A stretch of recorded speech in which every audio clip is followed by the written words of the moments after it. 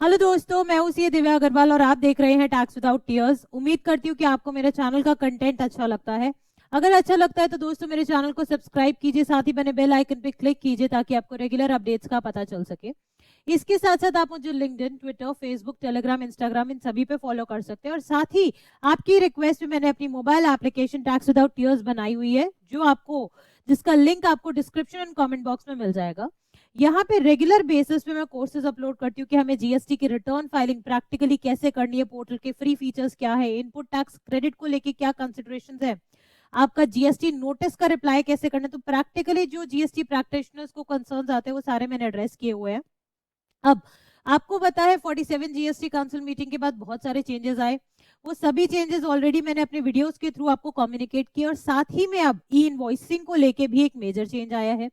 Change क्या है दोस्तों?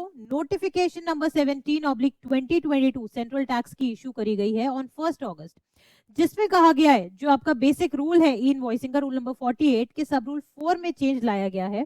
और कहा है कि आपकी जो लिमिट है अब ई इनवॉइसिंग की वो रिड्यूस कर दी है from 20 crore to 10 crore rupees. और कब से करी गई है ये? 1 day of October 2022।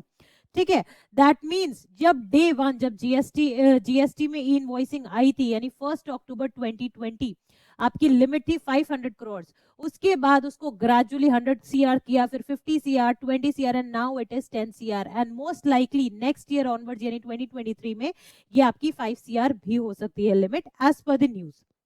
Now moving further, अब क्योंकि लिमिट डाउन हो जाएगी तो बहुत सारे क्वेश्चंस आते हैं कि मैम हमारा इसी साल में यानी फाइनेंशियल ईयर 22-23 में टर्नओवर एक्सीड हो जाएगा 10 सीआर का, मे बी से सितंबर ऑनवर्ड्स ही मेरा टर्नओवर चेंज हो रहा है, तो ऐसे सिचुएशन में क्या मुझे ई इनवॉइसिंग अभी करनी है या नहीं?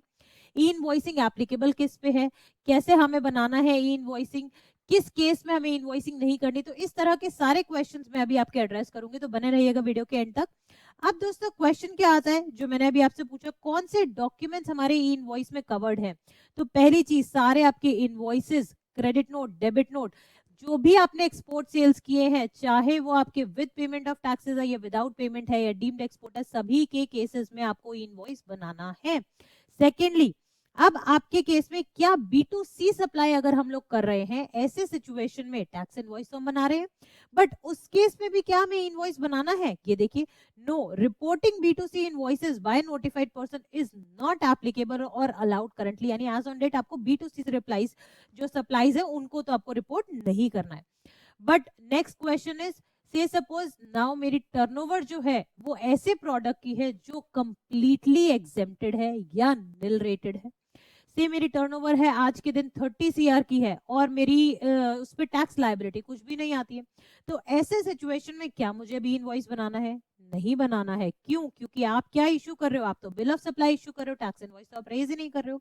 सो whatever your turnover may be, irrespective of that fact, अगर आप सिर्फ एग्जेम्प्ट या निल रेटेड में डील कर रहे हो तो आपको ई इनवॉइस बनाने की जरूरत नहीं है। लेकिन क्वेश्चन क्या आता है कि अब मैम मेरी ना एक और ब्रांच है, मेरी एक और डिस्टिंक्ट पर्सन है, एक रिलेटेड पार्टी है, सेम स्टेट में है, रजिस्टर्ड भी डिफरेंट है, ठीक है, यानी same entity having same pan, लेकिन आपकी रजिस्ट्रेशन डिफरेंट है। तो ऐसे सिचुएशन में जब हम आपस में ट्रांजैक्शंस करेंगे, ठीक है, यानी जो अब आप आपस में ट्रांजैक्शंस कर रहे हो रिलेटेड पार्टी के साथ, डिस्टिंक्ट पर्संस के साथ, तो उस केस में आपका ई इनवॉइस एप्लीकेबल होगा। Then moving further, what is the applicability of e-invoice for the import of the transaction? अब import transaction जो हो जाती है उस केस में हम लोग क्या करें? अब दोस्तों import के केसेस में बिल ऑफ एंट्री आती है, बिल ऑफ एंट्री के केसेस में भी e-invoice एप्लीकेबल नहीं है। नाउ कौन से सेगमेंट्स ऐसे हैं जिन पे e-invoice है ही नहीं? तो यहाँ पे देखिए, स्पेशल इकोनॉमिक जोन यूनिट्स, यहाँ पे डेवलपर्स मेंशन नहीं है, दैट मींस डेवलपर्स पे इनवॉइस लगेगा। फिर insurers, NBFCs, GTA who are giving services in relation to transportation of goods by road and goods carriage।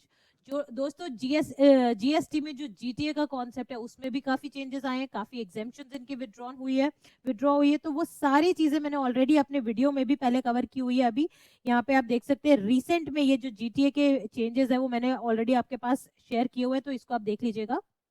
Now suppliers of passenger transportation services, फिर उसके बाद admission to exhibition to cinematograph films in multiplex screens, और OIDR के अंदर जो उस rules में आपके पर्सन रजिस्टर्ड है उन सभी पे।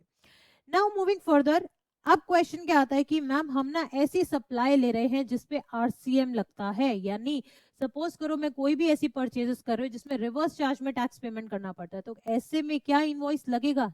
नहीं लगेगा। लेकिन अगर मैं खुद ऐसी सर्विसेज दे रही हूँ जिसपे रिवर्स चार्ज लगेगा, that means I am a registered person, I am issuing a tax invoice, but in the same tax invoice I am mentioning that tax needs to be paid under reverse charge. In such situations वहां पे आपको invoice बनाने की जरूरत नहीं है, और यही सेम चीज आपके एफएक्यू में भी मेंशन है। देखिए, whether e invoice is applicable for the supplies involving reverse charge और नॉट, तो यहाँ पे यही बात बोली कि अगर आप रिसीव कर रहे हो किसी से ऐसी सर्विसेज जिसमें आपका ई इनवॉइस जिसमें आपका रिवर्स चार्ज मैकेनिज्म लग रहा है, उस केस में जब आप पेमेंट वाउचर इशू करो तो वहां पे आपको इनवॉइस करने की जरूरत नहीं है। लेकिन when you yourself are registered in GST और आपकी इनवॉइस को आप रेज कर रहे हो, टैक्स इनवॉइस आप इशू कर रहे हो, उसमें अगर आप लिखते हो कि tax needs to be paid under reverse charge, वहां पे ई इनवॉइसिंग इज कंपल्सरी। आपको उसमें बस अपना थ्रेशोल्ड चेक करना है, जो कि अब 1 अक्टूबर 2022 से 10 CR हो जाएगा। अब एक और क्वेश्चन क्या आता है कि ये जो हमें लिमिट देखनी है ना 10 CR की, ये कब से देखनी है? अब जो जब से जीएसटी आया यानी 1 जुलाई 2017 फॉर फाइनेंशियल ईयर 17-18, 18-19, 19-20, 20-21 एंड 21-22, इन सभी सालों में किसी भी ईयर में भी अगर आपकी टर्नओवर 10 CR से एक्सीड हो गई तो करंटली 1 अक्टूबर ऑनवर्ड्स आप ई इनवॉइसिंग में कवर हो जाओगे, और आपको इसकी प्रोविजंस को मैंडेटरीली फॉलो करना पड़ेगा, कंपल्सरीली फॉलो करना पड़ेगा। बट इफ सपोज मैंने आज टर्नओवर मे बी से सितंबर में या अगस्त में मेरा टर्नओवर 10 CR क्रॉस कर जाता है इन करंट फाइनेंशियल ईयर, ऐसे सिचुएशन में मुझे ई इनवॉइसिंग फॉलो करनी है कब से? नेक्स्ट फाइनेंशियल ईयर यानी फाइनेंशियल ईयर 23-24 में। यही बात अगेन कहां पे लिखी हुई है? इन्हीं के एफएक्यूज में लिखी हुई है कि आपको कौन से फाइनेंशियल ईयर से बेसिकली देखना है कि अगर मेरा करंट ईयर में एक्सीड हो गया है तो मैं नेक्स्ट फाइनेंशियल ईयर से एप्लीकेबल हो जाऊंगी, और अगर मेरा पिछले फाइनेंशियल ईयर्स में जो अभी तक जा चुके हैं उनमें से किसी में भी 10 CR एक्सीड हो चुका है तो वहां पे मुझे ई इनवॉइसिंग अभी करनी पड़ेगी। तो अब आपको ध्यान रखना है कि अगर आपका टर्नओवर 10 CR को क्रॉस कर चुका है पिछले किसी भी फाइनेंशियल ईयर में, तो आपको डेफिनेटली ई इनवॉइसिंग के प्रोविजंस आप पे एप्लीकेबल हो जाएंगे। और मैं ऑलरेडी आपको बता चुकी हूँ ई इनवॉइसिंग जनरेट कैसे करना है, कैसे चेक करना है कि जिस वेंडर से आप डील कर रहे हो वो भी ई इनवॉइस में रजिस्टर्ड बेसिकली उस पर प्रोविजंस एप्लीकेबल है या नहीं। तो ये मेरा वीडियो ऑलरेडी दोस्तों मैं डाल चुकी हूँ, all about E invoice portal. इसमें कंप्लीट डिटेल्स है कैसे आपको जनरेट करना है, कौन सी पार्टीज जिनसे आप इनवॉइसेस ले रहे हो यानी बेसिकली जिनसे आप परचेस ट्रांजैक्शंस कर रहे हो वो क्या एप्लीकेबल उन पे है या नहीं है इनवॉइसिंग, वो भी हम कैसे चेक कर सकते हैं, कंप्लीटली मैंने इस वीडियो में डील किया हुआ है। तो उम्मीद करती हूँ दोस्तों कि आपको ये वीडियो अच्छा लगा होगा। और एक बात और ध्यान रखिएगा कि जिस पे भी ई इनवॉइसिंग प्रोविजंस एप्लीकेबल हैं और वो अगर इसको फॉलो नहीं कर रहे हैं तो आपका इनवॉइस वैलिड नहीं माना जाएगा। दैट मींस अगर आपका पिछले किसी भी सालों में 10 करोड़ से ऊपर का टर्नओवर हो चुका है और 1 अक्टूबर ऑनवर्ड्स आप इनवॉइस नहीं इशू करोगे तो दैट मींस वो इनवॉइस आपका इनवॉइस नहीं है, उसके बेसिस पे आप आईटीसी आगे किसी को पास ऑन नहीं कर सकते। दैट मींस आपकी जो एक ट्रांजैक्शन होगी, सेल ट्रांजैक्शन जो होगी वो वैलिड ही नहीं मानी जाएगी। तो उम्मीद करती हूँ दोस्तों कि अब आपको काफी सारे क्वेश्चंस जो रेगुलर बेसिस पे मेरे से पूछे जाते थे वो काफी इसमें एड्रेस हो गए होंगे। Still if any question is unanswered तो आप मेरे कमेंट बॉक्स में कमेंट कीजिएगा। All the common questions will be taken up in the next video. Thank you so much and have a nice day.